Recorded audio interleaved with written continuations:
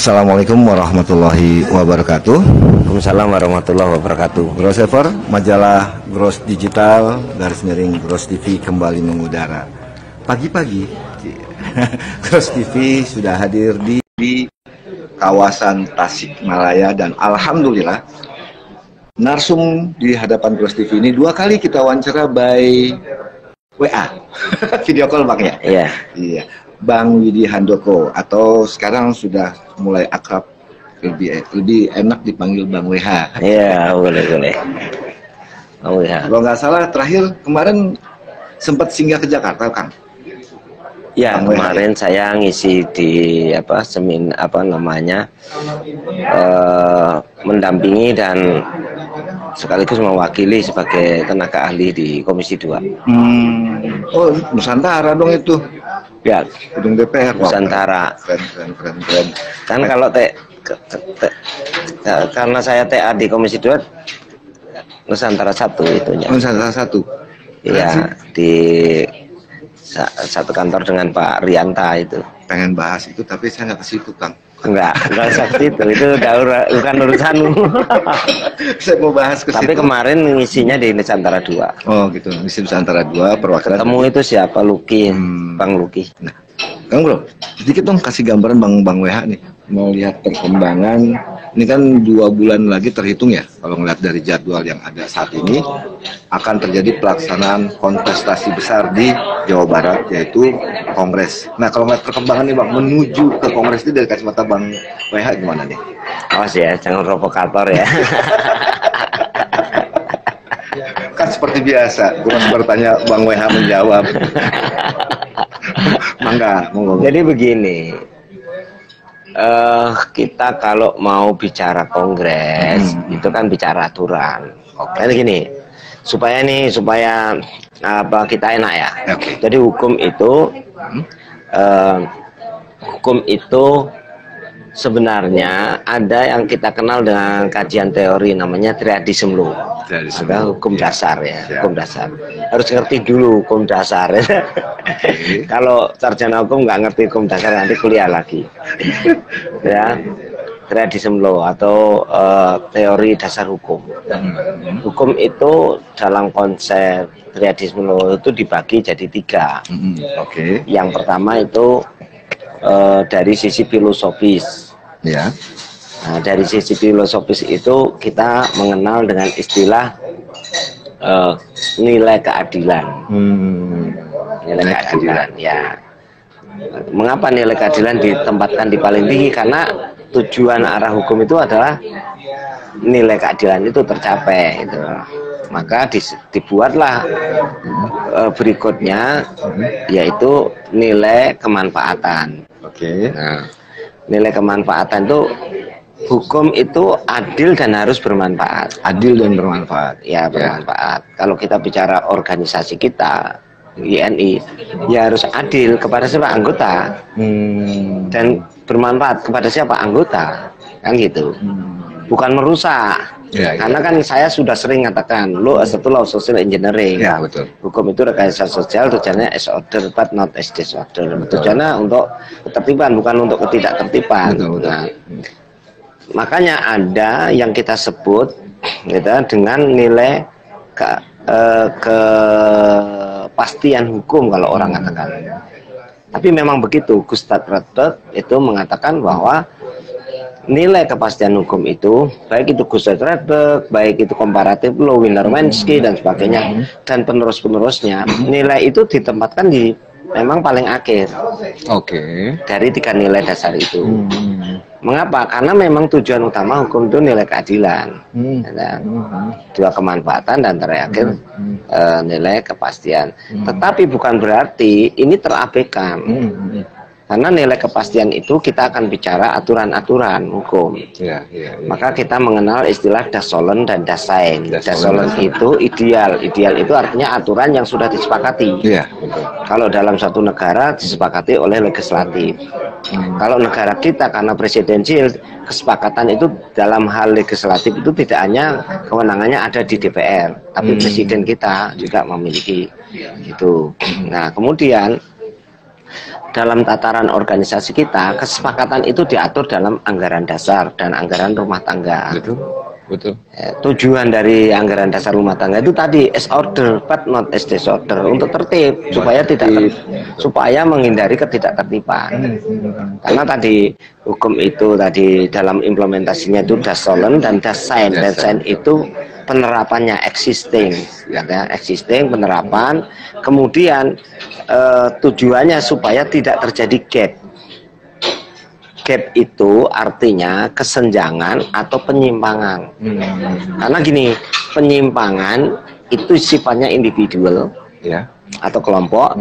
Kalau kesenjangan sifatnya itu adalah society, ya, society. Jadi karena kalau hukum itu kemudian menyimpang, bisa jadi nanti juga terjadi kesenjangan. Contoh misalnya organisasi kita sudah diatur dalam ranah hukum, ya. Contoh misalkan Kongres. Kongres itu sesuai pasal 12 ayat 4 ART. Sepanjang itu sudah ditetapkan, itu tidak boleh dipindah-pindah. Terus ada orang-orang ingin memindah, mengusulkan. Itu kalau dibiarkan, itu sama begini komparatif law-nya. Kalau itu dibiarkan, hal-hal yang kayak gini dibiarkan, itu seperti gini, saudara naik kendaraan nih, mobil. Terkata saudara naik mobil, saudara sebagai drivernya bis, di situ penumpangnya banyak, rombongan saudara di belakang-belakang juga bis banyak, lalu saudara nerabas lampu merah. Salah nggak? Salah. Tetapi kalau itu tidak dihentikan, kemudian ada terkata polisinya diem, atau mungkin tidak ada polisinya di yang jaga, Nah, kalau itu tidak dihentikan, berhenti nggak bis itu kira-kira? Nggak berhenti karena dia sudah sengaja melanggar. Dia akan laju terus karena dia sengaja melakukan pelanggaran. Sudah tahu merah, lampu merah, sudah tahu lampu merah, dia terabas. Nah, ini yang kemudian hukum mengatur tuh supaya tidak menimbulkan kekacauan atau supaya tidak menimbulkan kecelakaan bagi orang lain. Nah, dalam konteks organisasi, kenapa diatur? Supaya tidak merugikan anggota dan sebagainya dan seterusnya. Karena dengan cara-cara yang seperti ini, misalkan kayak saya komparatif law tadi, itu bisa merugikan pihak ketiga, bisa merugikan pihak ketiga. Apalagi kalau itu terjadi kecelakaan. Nah, kalau terjadi kecelakaan, bahaya lagi kan, gitu. Nah, sama dengan mengelola hukum secara ini, itu bisa menjadikan polarisasi, perpecahan anggota dan seterusnya. Das sein dan das sollen. Ya, das sollen itu aturan, das sein itu implementasi, existing. Kita bicara das sollen. Das sollen itu kan aturannya. Pertanyaan saya gini, Kang. Apakah baik di tingkat negara, turun ke bawah di tingkat organisasi dan seterusnya, kan pasti punya aturan sendiri-sendiri, aturan main sendiri-sendiri. Iya, makanya diatur juga. Kalau negara itu diatur. Jadi bukan berarti untuk main sendiri-sendiri itu bebas, enggak. Karena tadi kan saya bilang, lo social engineering, hukum itu rekayasa sosial. Memang dibuat negara untuk mengatur, gitu kan. Nah, bukan bebas. Hukum sendiri diatur oleh hukum yang lain. Diatur oleh hukum yang lain. Contoh ya. Undang-Undang nomor 12 tahun 2011 pengganti Undang-Undang nomor 10 2004 tentang hierarki perundang-undangan. Itu kalau dalam kajian jenjang. Itu kalau dalam kajian teori disebut dengan Steupenville teori. Nah, di situ hukum yang lebih rendah tidak boleh mengalahkan hukum yang lebih tinggi. Ya, ada urutannya dan mulai dari undang-undang, tap MPR, keputusan presiden, PP dan seterusnya, sampai di situ yang masuk rumpunnya Undang-Undang 12 2011 itu paling rendah adalah perda. Peraturan daerah. Ya, perda. Di masing-masing aturan itu kan pasti ada pasal-pasal. Ya, nah, ketentuan diatur dalam pasal-pasal sesuai dengan kebutuhan. Pertanyaannya, apakah pasal-pasal itu bisa saling bertabrakan atau saling menguatkan dalam membuat sebuah aturan hukum? Jadi begini, hukum itu kan yang membuat manusia dalam konteks law social engineering. Jadi kita harus bisa memisahkan hukum dalam konteks religius. Kalau religius itu yang membuat itu kan samawi. Samawi itu langit, artinya Tuhan yang Maha Kuasa, sehingga konteks hukum yang dibuat Tuhan tidak mungkin bertabrakan satu dengan yang lain. Tapi kalau konteks hukum yang dibuat manusia bisa jadi, karena manusia itu ada kan kemungkinan. Ya, ada kemungkinan karena manusia itu sendiri ada keterbatasan kemampuan dan seterusnya.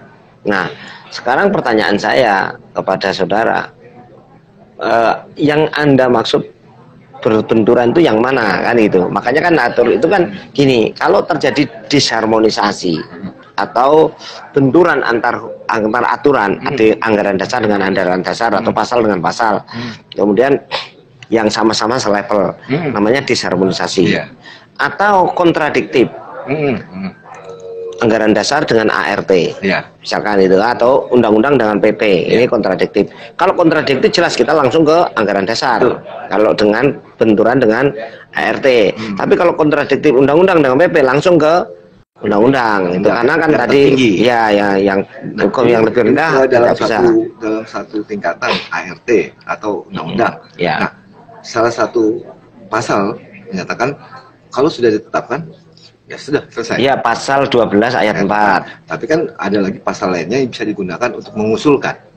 Apa pasal berapa? Pasal 22. Mengusulkan tempat pindah. Mengusulkan tempat pindah itu kan kalau di pasal 12 ayat 3. Waktu. Mengundurkan waktu. Mengundurkan waktu. Enggak, kalau 12 ayat 4 kalau tidak ditetapkan. Ya kan? Oh, setuju. Makanya kan ini yang dipergunakan kan pasal, bukan itu, enggak benturan itu. Jadi pasalnya duluan mana? 12 sama 22. 12. Lah iya, pengaturannya kan duluan 12. Yang maka aturan yang di pasal 22 itu harus mengacu pada pasal 12. Pada 12. Kalau tidak, yang boleh mengusulkan itu apabila tidak ditetapkan tempat, kan bunyinya begitu. Iya, karena ini ada usul. Kalau sudah ditetapkan tempat kan tidak bisa. Jika ada yang mengusulkan dari anggota mengusulkan. Ada mengusulkan. Yang mengusulkan boleh-boleh aja kan, mengusulkan itu bisa anggota, bisa pengurus, bisa ini. Tetapi keputusan dalam suatu organisasi perkumpulan itu ada di anggota dalam konteks melalui mekanisme yang betul. Bukan anggota individu-individu, bukan calon-calon juga. Mengusulkan langsung diakomodir. Iya kan, nggak bisa dong. Nanti kalau seperti itu ya kacau. Udah, setiap rakyat mengusulkan gini, nanti harus melalui mekanisme. Misalnya rakyat nih, rakyat Indonesia mengusulkan, harus ada mekanismenya, harus ada digodok di DPR, ujuk gitu, nggak langsung presiden ini ada usulan dari rakyat, 3 periode langsung mengangkat dirinya 3 periode, nggak bisa, semuanya mekanisme. Menarik. Berarti memang ada mekanismenya ya? Ada mekanisme. Dalam artian tadi kalau saya tangkap, berarti kalau usulan itu boleh-boleh saja, boleh-boleh aja itu hak bersuara. Ini kan dijamin oleh Undang-Undang Dasar, hak mengusulkan. Tetapi kan ini kan negara hukum, Rechtsstaat. Ada yang menarik Kang Bro, ada yang Kang Widi, ada yang menarik ini. Pasal sebelumnya sudah menentukan, berarti pasal sebelumnya menentukan, maka pasal selanjutnya harus mengacu pada pasal sebelumnya. Iya. Lihat dulu. Oh, sama gini lah. Contoh ya, pasal 16 ya, yang selalu saya katakan ayat 10 huruf C, masa jabatan itu kan 3 tahun. Iya, betul. Secara ketum. 3 tahun itu ukurannya dari mana? Kan dari kongres ke kongres kan? Betul. Nah, kongresnya kapan? Kan kita hitung 2 Mei terakhir kan kemarin kan 30 April 2019. Sampai dengan 2 Mei 2019. Nantikan 2 Mei 2019. Nah, saat itu kan berarti kan penetapan kalau pelantikan itu enggak masalah. Ya. Yang penting kan penetapannya. Betul. Nah, ketika penetapannya tanggal 2 Mei 2019 berarti kan berakhirnya 2 Mei 2022, 3 tahun. Karena 3 tahun itu sama dengan 36 bulan. Enggak lebih dari itu. Nah, contoh itu kan di pasal berapa? 16. Subjudulnya apa? Tentang ketua umum dan kepengurusan kan. Ketika bicara di pasal 19 dimisioner, maka kita tidak bisa mengabaikan pasal 16 karena itu rangkaian yang yang tidak berdiri sendiri pasal itu. Iya. Jadi pasal itu tidak semuanya nomor 1 atau enggak. Pasal itu diurut, rangkaian yang tidak berdiri sendiri. Iya dong. Jadi saling menunjang. Iya, pasal itu tidak berdiri sendiri sehingga pasal 19 dalam konteks dimisioner, judulnya kan dimisioner. Betul. Anda harus mengartikan dulu makna dimisioner itu apa? Kekosongan jabatan. Kenapa kekosongan jabatan? Karena pasal 16 sudah berakhir. Karena ini pasal 19 mengacu pasal 16 sudah berakhir. Pasal 16. Sehingga PP yang disebut di pasal 19 itu adalah yang dimaksud PP dimisioner. Makanya pasal 21 ada pilihan. Ya. Pengurus dimisioner. Ya, PP atau PP dimisioner gitu. Kenapa? Kalau tidak terjadi pengunduran waktu, kekosongan, maka PP. Betul. Itu yang harus sesuai jadwal lah ya. Ya, sesuai jadwal. Karena ini ada pengunduran waktu, ada suatu yang ini, maka berlakulah PP dimisioner. Nah, PP dimisioner itu apa? Yaitu PLT PLH pelaksana. Namanya kalau disebutkan di situ ada pengwil juga ada pengda. Kalau misalnya Anda baca pasal 9, pasal 49. Ya. Nah, RT. Rapat gabungan. Ya, itu kan di situ ada kenapa rapat gabungan untuk menentukan pelaksana. Pelaksana. Kenapa ada pelaksana? Karena masa berlakunya berakhir. Nah, itu harus dipahami yang namanya hukum itu ada de facto de jure.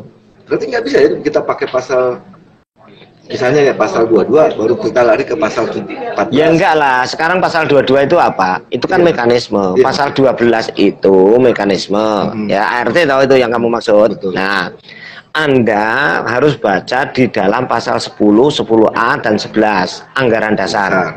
Judulnya apa? Kongres dan KLB. Nah, kemudian pasal 10A, pasal 10, kemudian pasal 11 itu yang berjudul kongres tadi di breakdown oleh ART di pasal 12. Ada kongres, ada konperwil, ada konperda. Ya, ada kongres, konperwil, konperda di situ di anggaran dasarnya. Itu ngatur secara umum. Kemudian di breakdown.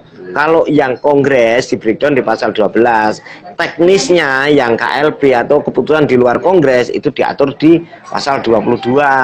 Menarik Pak, berarti benar ya. Jadi orang membuat anggaran dasar atau peraturan apapun dari pasal 1, pasal 2, pasal 3. Iya dong, kan itu kan berkelindan istilah misalnya Prof. Barda, Prof. Satyeto Rarjo, hukum itu harus berkelindan. Harus saling bertaut satu dengan yang lain supaya itu menjadi suatu kesatuan yang utuh. Jadi kalau berdiri sendiri apa artinya?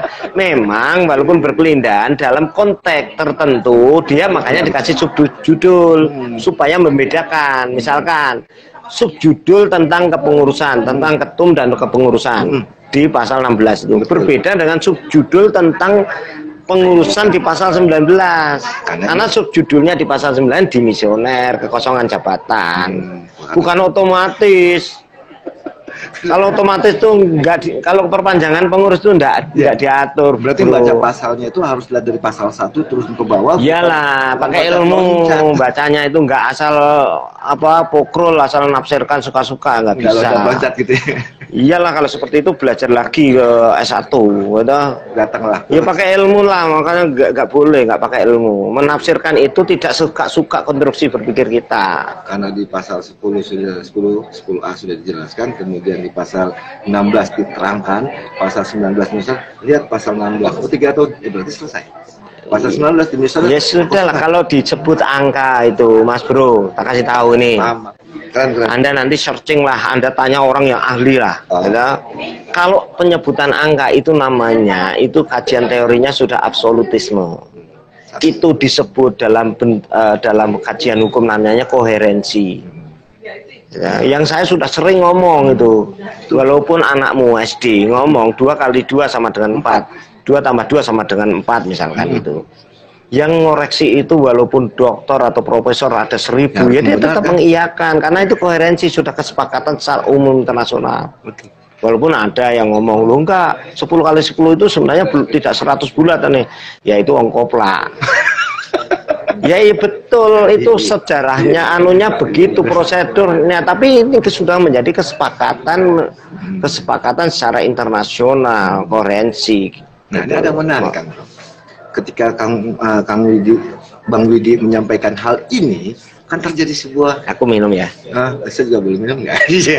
Boleh minum aja, boleh. Nah, terjadi sebuah bukan apa ya, saya mau nyebutnya tragedi terlalu sadis. Tragedi apa? Tragedi Jateng. Nggak ada, Jateng nggak happy aja, fine aja. Betul. Memang yang tidak fine itu yang bonekanya. Ya, itu udah fine. Udah sekarang gini. Nih kalau bicara Jateng, misalnya Anda sebagai seorang yang mengendarai mobil tadi, bis tadi, Anda melanggar lampu merah. Anda tahu, diri Anda tahu bahwa Anda mempunyai kemampuan untuk memahami bahwa lampu merah itu larangan dan Anda melanggar. Yang merasa tidak nyaman, yang melanggar lampu merah apa yang tidak melanggar? Tidak melanggar. Iyalah, kamu tidak nyaman pasti. Ya, kamu takut ini polisi secara hukum. Iyalah melanggar. Nabrak orang enggak? Ya. Di mobil enggak kan? Iya, kamu kan gitu. Ini kan analogi aja. Iya, maksud saya gini, Kang. Setelah Kang Widi menyampaikan ini, dulu kan kita pernah wawancara mengenai hal ini. Dampaknya muncullah sebuah SK pencabutan. Ya kan gini. Makanya kan gini, 263 itu bisa terjadi secara pidana. Manakala SK-SK itu ternyata dia sadari bahwa dia tahu bahwa dia berakhir atau dia tahu melanggar aturan, tapi dia justru, misalnya nih, contoh komparatif lo, ya, Anda melanggar lampu merah, kemudian Anda diketahui kesalahan Anda, kemudian Anda membuat pernyataan yang intinya Anda tidak melanggar. Palsu nggak keterangan Anda? Palsu lah, tahu melanggar. Iyalah, tahu melanggar kok. Nah, ini kan terjadi, Kang. Di Jateng kan terjadi, keluarlah SK pencabutan. Kemudian kan di pasal 24 kan sudah jelas. Iya. Di pasal 24 itu kan dipilih oleh anggota aktif, itu bicara Pengwil, ditetapkan oleh presidium, dilantik oleh PP. Lah, soal pelantikan itu kan tidak berarti keabsahan dari satu membatalkan keabsahan pemilihan dan itu. Ya, karena bisa itu otoritarisme itu. Bisa juga dilantik oleh presidium. Bisa. Kalau misalkan dicabut, ya presidium bisa aja. Iya. Dan ini tidak bisa, tidak ada sejarah kecuali sejarah yang sekarang ini terjadi, tidak ada. Makanya saya runtun sejarah di Jateng.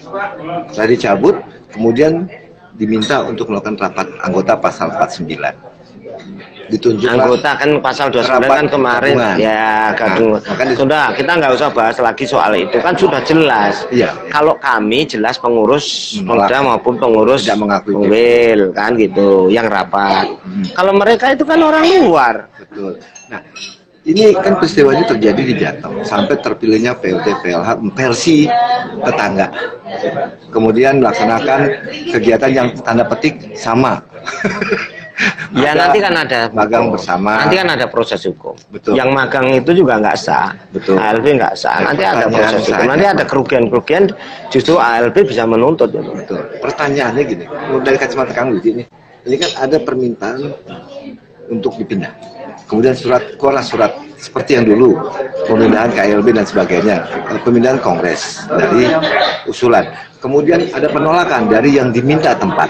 Pertanyaan, apakah? Ya, saya jauh hari sudah bisa memberikan penilaian bahwa saya meyakini, hakul yakin, saya karena kenal Bang Muntre, saya kenal kan, saya kenal baik, saya sering teleponan juga dulu. Waktu dirinya juga ketemu saya ngobrol ya. Ya, saya meyakini orang Bali itu bukan orang yang mudah disetir-setir karena dia punya prinsip, budaya dia itu tinggi, bro. Budaya dia yang tinggi, maka saya meyakini dalam komentar saya di beberapa Facebook, saya nggak yakin Bali itu mau menerima. Bahkan saya sebaliknya yakin Bali itu akan menolak. Kenapa? Saya menilainya dari sisi budaya mereka yang tinggi. Dia itu budayanya tinggi, rekan-rekan Bali itu harkat, martabat, kehormatan pasti dijaga. Betul. Yang kedua, dia akan menjaga hubungan persahabatan dengan Jabar. Pasti. Maka betul prediksi saya, Bali menolak. Nah, ketika menolak ini sama kayak sama Jateng. Sama Jateng. Ini lebih berat kali ini. Kalau saya kan hanya menolak menguji UKN. Oh, ini menolak keputusan PP Kongres. Langkahnya apakah akan dialami kayak Jateng? Dipecat gitu, kayak dicabut ininya. Nggak berani PP. Ayo bertaruh, nggak berani. Karena Bali itu memegang peran, ya, gampangannya lah.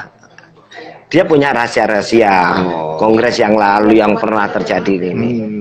Yang kedua, Bali itu kalau Jateng sih masih santun ya, masih kita tuh nggak pernah kita menjawab fitnah-fitnah di medsos, kita biarin aja kan. Memang saya arahkan anggota saya nggak boleh komentar negatif biar nggak usah nanggapi. Kalau Bali, kalau Bali itu kuat. Adatnya kuat, ini kuat. Kalau sampai terjadi diperlakukan seperti Jateng, ramai. Wah, ngeri itu. Loh, Bali itu imbang antara dia sebagai menjunjung harkat martabat kehormatan, kan secara positif menjunjung harkat martabat kehormatan. Sisi negatifnya kalau harkat martabat kehormatan dia disentuh, jangan berani-berani, kan nggak bakalan PP berani. Menariknya gini, membuat putusan itu. Betul. Menariknya begini, konferensi pers yang dilakukan oleh PP itu kan sebelum surat itu diedarkan. Aku nggak tahu kalau soal itu. Nah, konferensi pers dulu dinyatakan bahwa bla bla bla bla bla tetap di Bali. Tersebutlah kata Bali di situ tempat pasar. Ya mungkin dia mungkin pakai itu pas kayak apa ayat 16 apa itu PP bisa menentukan tempat itu mungkin. Nah, tiba-tiba nggak lama cara berpikirnya kan, konstruksinya kan menurut saya tidak didasarkan pada preskriptif hukum. Setuju. Makanya yang saya lihat bukan dari sisi itu, Bang. Dampaknya ketika PP sudah mengumumkan kongres ke depan dipindah ke Bali, tiba-tiba tempat yang diumumkan itu menolak.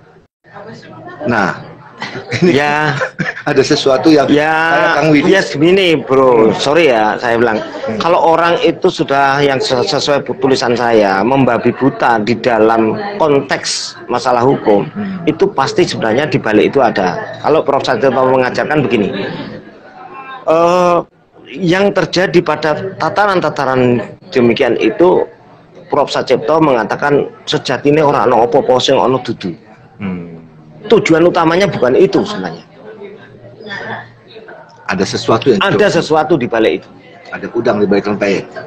Ya intinya kalau saya secara hukum konsepnya Prof. Satrio ya saya pegang, karena saya muridnya. Ya sejatinya orang ono opo sing ono dudu.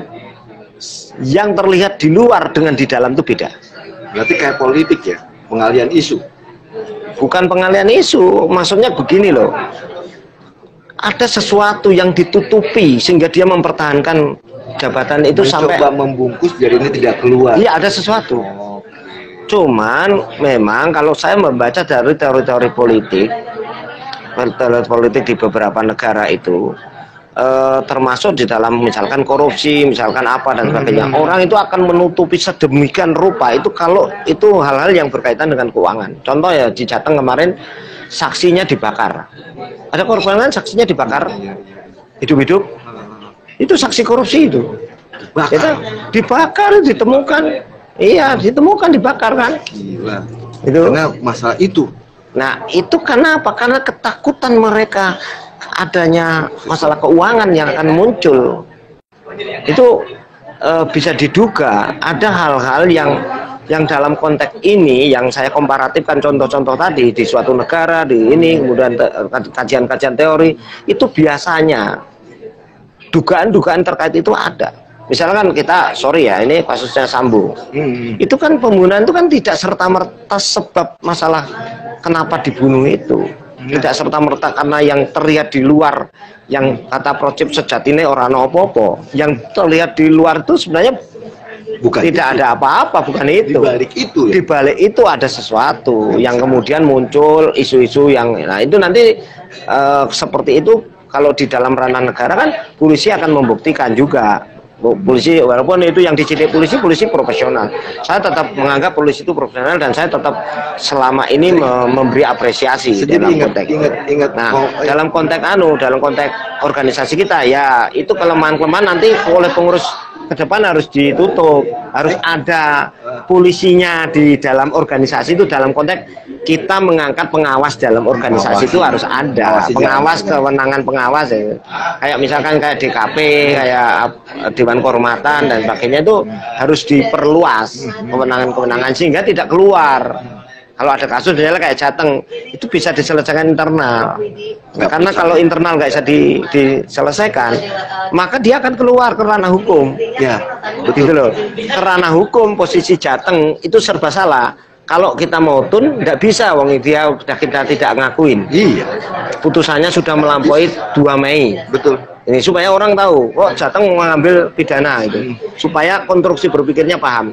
Karena kita nggak bisa tun, pasti ditolak. Ya, karena putusan itu, ya kita sudah nggak mengakui putusan yang dia lakukan itu sudah melampaui 2 Mei 2022 sudah berakhir. Kemudian kalau perdata juga nggak mungkin, perdata sama. Ya.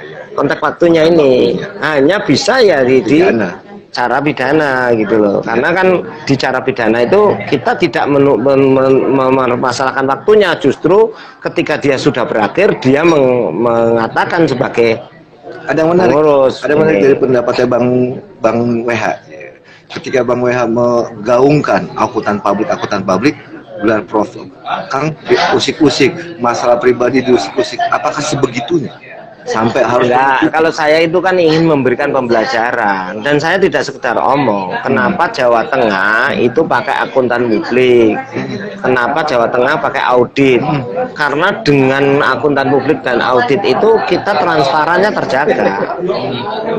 Pertanyaan terakhir, ketika itu dilakukan, ketika Jateng itu bertegang teguh pada hasil pleno, rapat-rapat lah ya, bukan Bang WH kan yang memutuskan, tapi rapat anggota, rapat pleno dan sebagainya, tetap tidak mengakui PP. Dampaknya akhirnya terjadilah bukan pelanggarannya, ditabraklah lampu merah pasal 49. Apakah ini akan dilakukan juga terhadap Bali? Saya nggak tahu, saya bukan dukun ya, para menolak. Saya nggak, tapi gini, prediksi saya, ini prediksi secara prediktif aja. Saya yakin PP nggak akan berani bertindak terhadap Bali. Beda dengan Jateng. Beda, karena Bali itu sebenarnya pendukung PP. Sebenarnya kemarin-kemarin sebelum terjadi ini. Nah, kalau sekarang bergeser itu haknya Bali. Sama misalnya saya pendukung kamu, saya ternyata dalam perjalanan aku bergeser mendukung X, kan hakku. Ya iya, hak pribadi masing-masing. Bali juga begitu, dia mendukung, itu hak. Jadi gini loh bro, harus dipahami, dalam anggaran dasar sebenarnya anggota itu punya hak dipilih dan memilih. Betul, ada. Itu harus dipahami. Jadi nggak boleh orang memaksakan harus memilih dirimu, nggak boleh. Kita punya hak dipilih dan memilih. Tapi kalau menyampaikan kenapa harus memilih saya, bisa dong? Boleh. Saya misalkan ya, saya dalam konteks tertentu pada personal, saya akan melihat integritasnya dulu. Pinter tuh gampang, pinter tuh banyak orang pinter. Yang penting integritasnya dulu. Karena begitu orang itu salah milih orang yang tidak berintegritas, itu kejam, diktator, itu bahaya itu, kejam. Coba kalau orang kejam, diktator, nggak bisa diatur, merabas aturan undang-undang, itu kan kayak apa? Kalau negara itu kayak di Hitler misalnya, menghalalkan segala cara, kemudian Mussolini, ya banyak lah. Dulu kita punya pimpinan juga yang sebenarnya bagus, tapi termasuk ya, pemimpin yang diturunkan oleh rakyat, itu karena dianggap oleh rakyat juga diktator, juga tangan besi. Dulu kita kan juga punya presiden zamannya Pak Harto dulu kan gitu, dia kan memperpanjang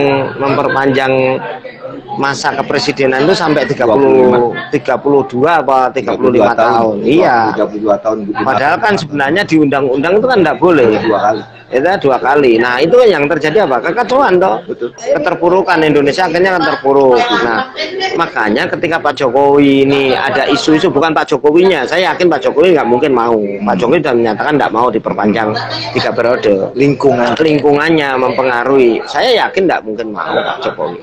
Jadi apa yang akan terjadi ke depan? Kondisi satu sudah mengumumkan, satu menolak. Apa yang akan terjadi di organisasi dari kacamata Bang Widi? Kalau saya kan konsisten. Saya kan harus memegang keputusan rapat. Anggota. Ya, rapat yang terakhir rapat gabungan, pleno dan gabungan. Kalau saya konsisten bahwa PP ini sudah berakhir, Pak. Bro. Karena sudah berakhir sesuai keputusan rapat itu dan saudara hadir loh rapat gabungan tuh. Pengda-pengda dari 25 pengda atau 24 juga menolak kan. Artinya apa? Artinya kalau sudah berakhir ya mestinya pengwil-pengwil lain tuh ya harusnya itu melihat lagi anggaran dasar, anggaran rumah tangga, kemudian memutuskan sesuai aturan. Kalau pengwil-pengwil lain ini kemudian mengikuti iramanya PP yang sudah berakhir, ya tidak ada bedanya, dia juga melanggar aturan. Jadi harus segera mengambil sikap. Kalau saya tegas berpendapat begitu. Kalau dia itu tidak dia tidak kembali ke ADART, tidak ada bedanya dengan PP. Iya, saya walaupun sendiri penggil Jateng ya tetap kekeh. Kita punya idealis, punya harga diri, punya harkat martabat. Sampai hari idealisme itu jadi gitu. Kita pegang. Iya. Jadi masih ada banyak kemungkinan yang bisa dilakukan oleh PP yang sudah berakhir ini. Sepanjang tidak dihentikan, ya. Tadi kan Anda naik bis, Anda sopirnya bis, Anda bawa penumpang banyak, Anda melanggar lampu merah. Kalau tidak dihentikan, Anda sadar enggak? Kemudian Anda lapor polisi, Pak Polisi, saya melanggar lampu merah. Kira-kira logis enggak? Enggak logis, karena apa? Anda sadar Anda telah melanggar dan Anda sengaja melanggar itu. Dan akan bablas terus langgar-langgar. Iya, Anda sadar karena Anda udah ada yang ngingatin.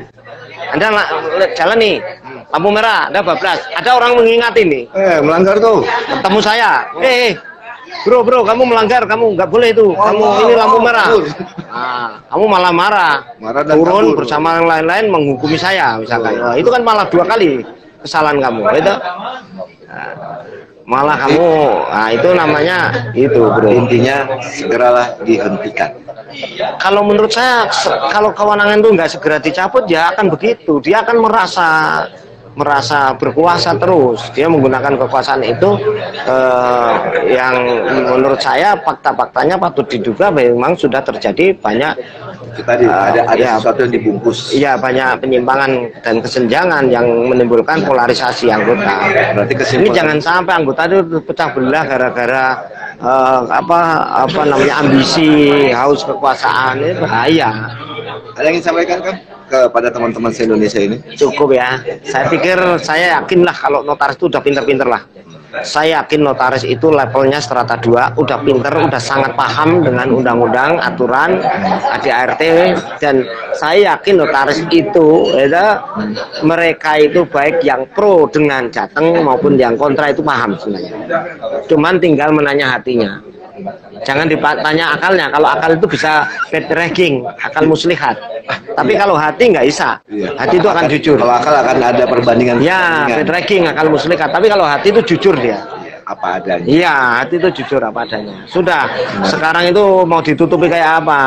Yang namanya kebenaran itu nggak bisa. Kebenaran akan mencari jalannya sendiri. Dan kesalahan juga begitu. Sesuatu yang dimulai itu pasti akan diakhiri. Ya iyalah, kalau nggak ada akhir masa. Nah, gitu. Yang hidup pasti mati. Yang hidup pasti mati. Iya. Ada awal, ada akhir. Iya, kan. Sudah, itu harus disadari. Siap. Oke, ya. Sebelumnya masih menarik nih karena berhubung waktu acara akan segera dimulai. Jadi jangan ganggu kamu. Sampai di sini dulu. Nanti insya Allah kalau memang ada waktu kita akan lanjut lagi dengan ngobrol-ngobrol santai dengan Bang WH. Oke, Grossivers, sampai jumpa di liputan dan bincang santai Gross TV selanjutnya. Wassalamualaikum warahmatullahi wabarakatuh.